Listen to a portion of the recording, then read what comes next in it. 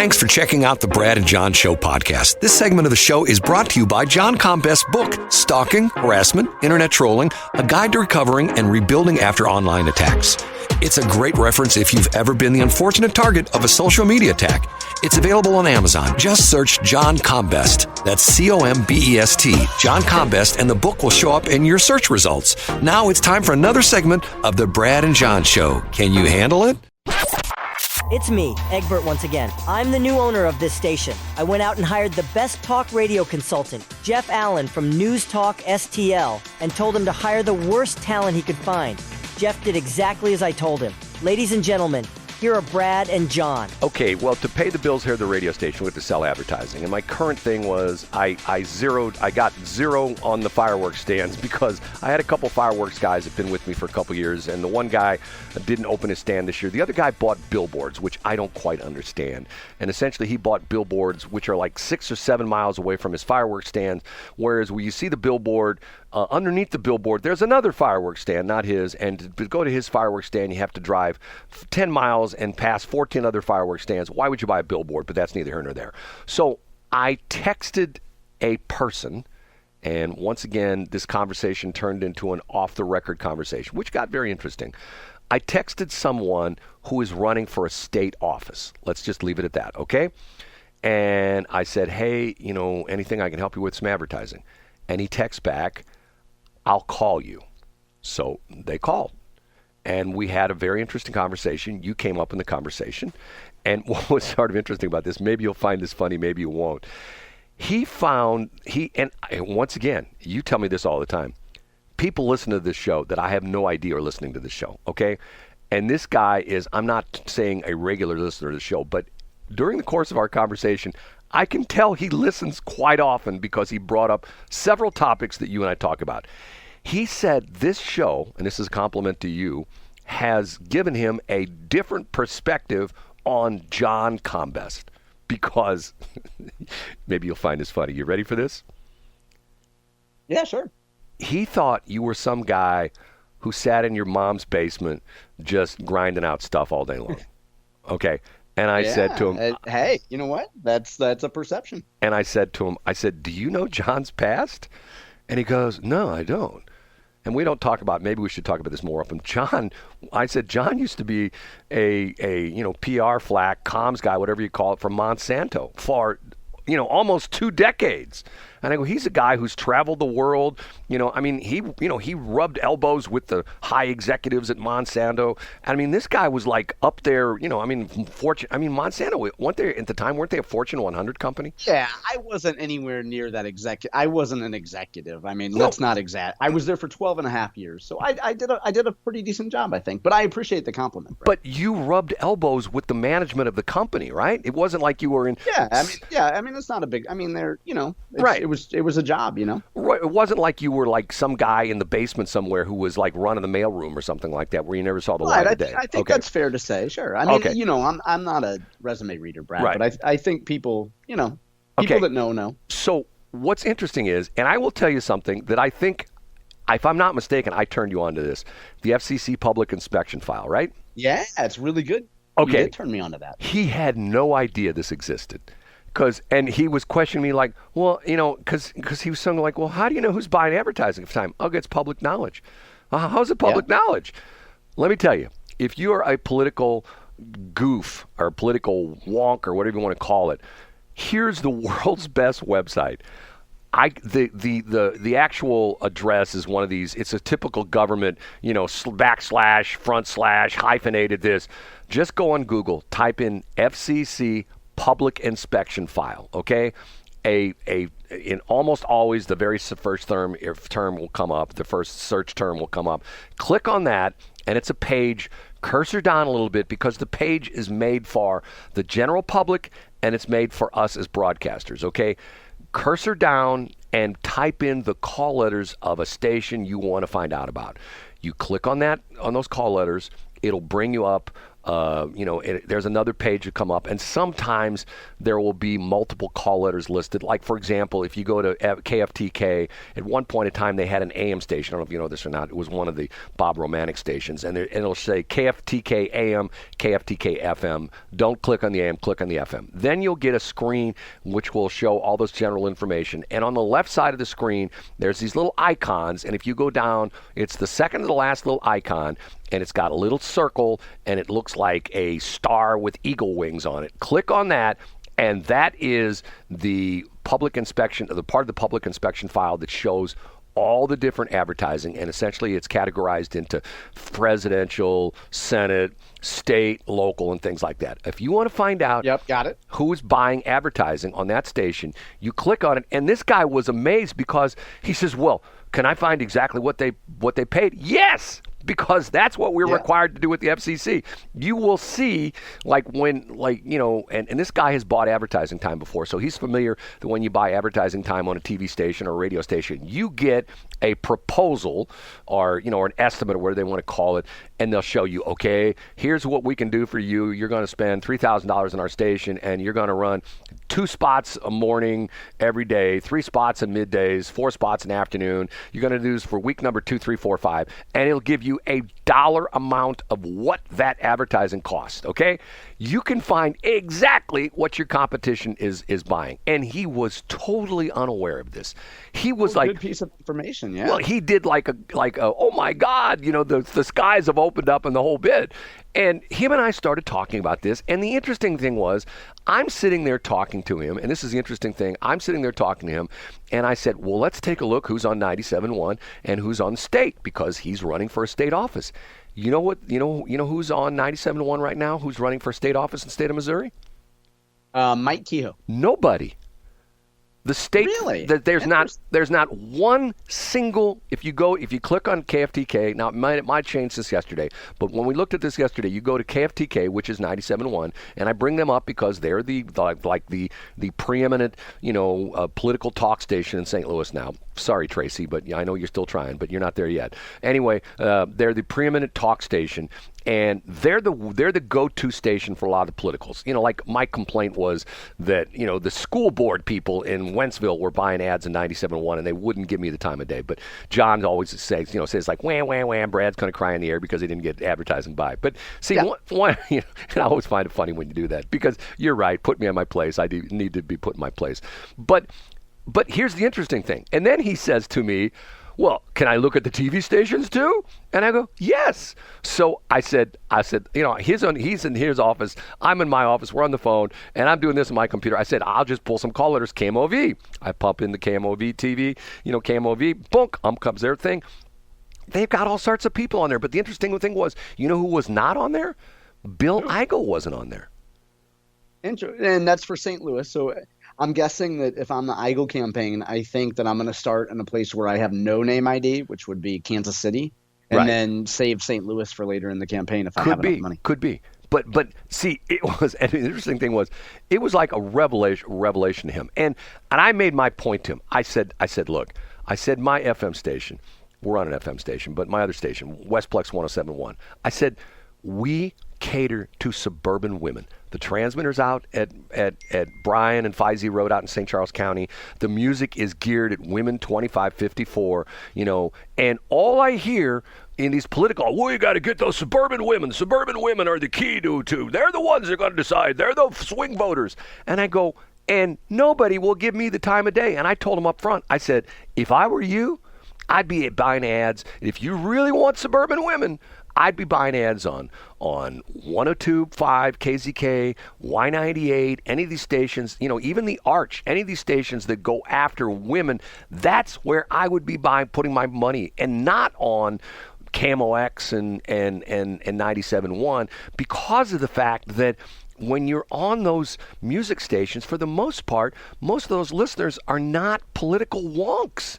The people who are the political wonks are listening to Tracy's station and they've already had their mind made up. And they already had their mind up. I'm voting for so and so. He's my buddy. My sister lives down the street and she knows his wife and blah, blah, that kind of stuff. Okay. Whereas the people on and even to the point where go back and Go back and find, I think they're still on the internet, go back and find some of the old Jay Leno things where he does the jaywalking, and he's out talking to average American people on the street, asking them questions like, hey, who's the president of the United States? And they don't know. And here's what would be great, Brad. Let me interrupt real quick. Here's what would be great. For the general election, let's say you sell the website, let's say you sell the radio station tomorrow, and somebody pumps, a little bit of money into doing some actual market research. Can you imagine being able to go to political candidates and saying, hey, I know for years we've said that Westplex 1071 caters to women audience, but we've had zero data to show that. Here is a survey of X number of listeners that we paid McKinsey for, or another junior McKinsey for. Here's the actual data, not just a hypothesis. Here's why you should advertise on our station. Can you imagine how awesome that would be? Well, but here's where I'm going to rebut exactly what you said. Our conversation turned into exactly that, audience research and the whole bit. This was a fascinating call, and quite honestly, I had I mean, this was a weird call and it lasted, 40, 50 minutes. And after we got off the phone, I felt like, man, I've learned something from this guy. And he texted me back after we got off the phone and saying, wow, thanks for all the inside information. And he mentioned several times that the political wonksters, the campaign managers, are so much ingrained in, it's just like the point I've made all the time. It's like when I did that candidate school thing in St. Charles County. You get these guys, well, I've done this for the past 30 elections, 30 years election cycles. And here's what works. You got to buy a bunch of yard signs. You got to buy those 1824s. And if you really got money, you got to buy the 4x8s.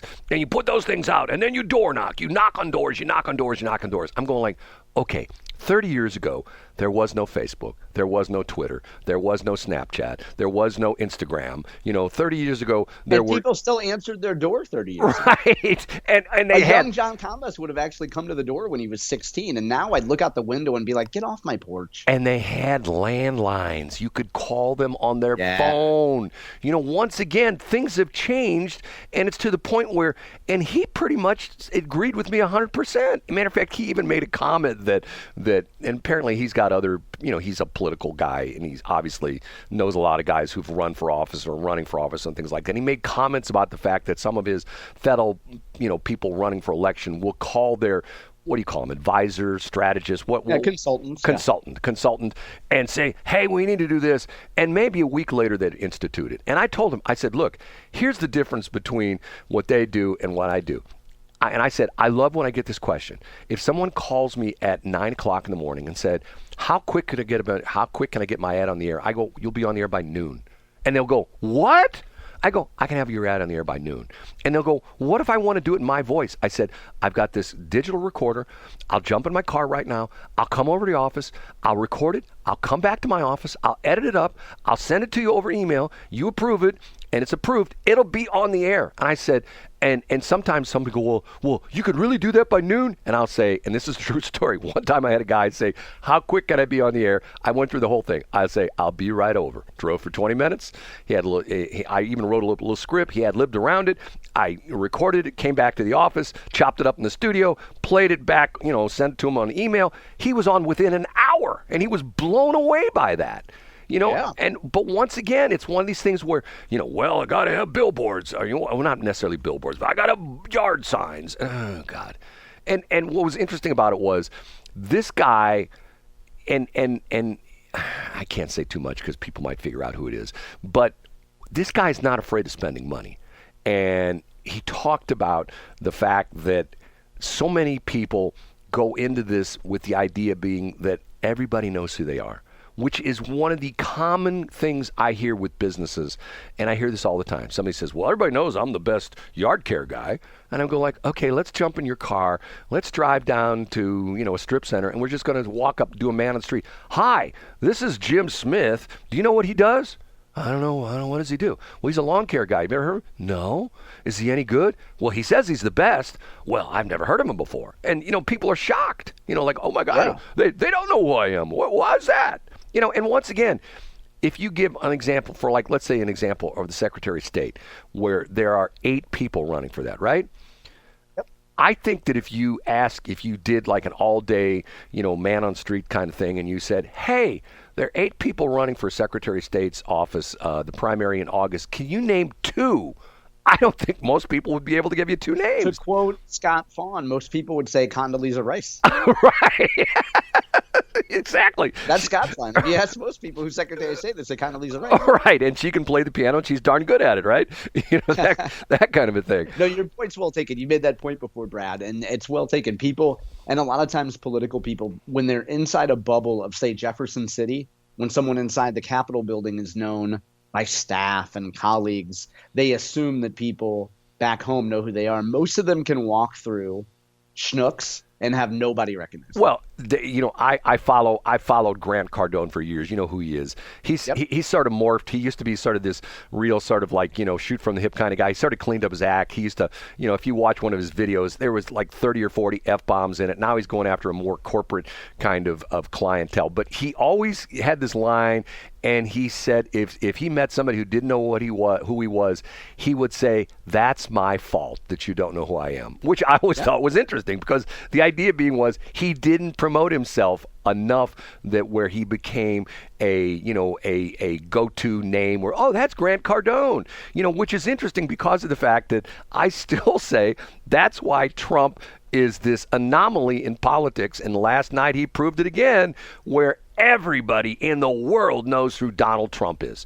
The problem is half the world loves him, half the world hates him, and it depends up who shows up on election day. Now, we're going over a little bit here, and let's go back to this. Do you think, and I'm going to ask John, the political wonk guy, do you think that come November, do you think that Joe Biden's name's going to be on the ballot? No, I don't.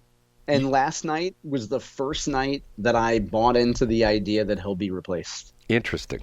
I never believed that. And Brad, you brought that up on the show before, and you floated the theory, and I kind of went tish-toshed at it. But last night is the first night that I think that there's a good chance that he'll get replaced. They'll use a medical excuse for it to try to help Biden save face, but I don't think he'll be on the November ballot. Well, okay. Not saying that I'm the smartest guy in the world, because I am not the smartest guy in the world. John Combest is the smartest guy in the world, and go ahead. And I do know the smartest woman in the world. So I know the smartest man in the world, the smartest woman in the world. Has she corrected me in the last 24 hours, Brad? To be honest with you, she does not like you. Okay. Oh, good. You know what? How she feels about me doesn't change the way I feel about her. Okay. I love the fact that she listens and she helps you, Brad. Okay. Last night, one of my listeners who listens to us on a regular basis texted me out of the clear blue, 10:05 last night. Okay. 2 lines. You are right. Jill Biden needs to intervene. Remember how I talked about that Jill Biden needs to... Yeah. Did you see her after the debate praising Joe? She was on The View, and here's the crazy thing. She was on The View saying, oh, you don't know my husband. He's so vital and he's so engaged. And the crazy thing about it was, we've heard this from all these insiders. Oh my God, he commands the room and he's the smartest man in the room. And everybody's going like, okay, let's see him. Put a camera, put a GoPro in that meeting room. Let's see him command the room. And what it comes out is, I think everybody now, this is like a classic moment of the emperor has no clothes. I mean, wouldn't you agree on me on this? Yeah, it was sad last night. It was I had pretty low expectations, but his performance was worse than I expected. When he started to talk and he sounded like, I'm going. Yeah, he just sounds very weak and raspy. Right, and the number of times that he lost his train of thought, I think, was. And then they came out. His doctor said, "Well, he's got a cold." Okay, yeah. I've had a cold before. I've had. Matter of fact, I'm getting over pneumonia. And I still don't sound like blah blah blah. You know what I'm saying, John? That's true. John, I know exactly. But you know what? You also drink Mountain Dew, and he doesn't. I'm sorry, you drink Mountain Lightning, which is also what half the time puts out the crap transmitter is Mountain Lightning, from what I hear. It's John, lightning. You know what I'm going to do? I'm going to get off the air here in a couple of minutes. I'm going to drive over Schnucks, and I'm going to get you a 12-pack of Mountain Lightning. But you won't even touch it, will you? You wouldn't drink that kind of stuff. I won't, but you know what? The great thing, Schnucks now also packages it with diabetes medicine, so people that don't regard their health and drink Mountain Lightning can have a little diabetes medicine to get them through the rest, the twilight of their life, Brad. Well, they used to have the Schnucks Pharmacy right across the store. Now it's the CVS Pharmacy, so you can knock out two things at the same time. We are way over this morning. That's all your damn fault, John. It is, Brad. I hope you have a wonderful weekend. 8:04. Fox News. I'm Chris Foster. Thanks for checking out the Brad and John Show podcast. This segment of the show is brought to you by John Best's book, Stalking, Harassment, Internet Trolling, A Guide to Recovering and Rebuilding After Online Attacks. It's a great reference if you've ever been the unfortunate target of a social media attack. It's available on Amazon. Just search John Best. That's Combest, John Best, and the book will show up in your search results. Now it's time for another segment of the Brad and John Show. Can you handle it?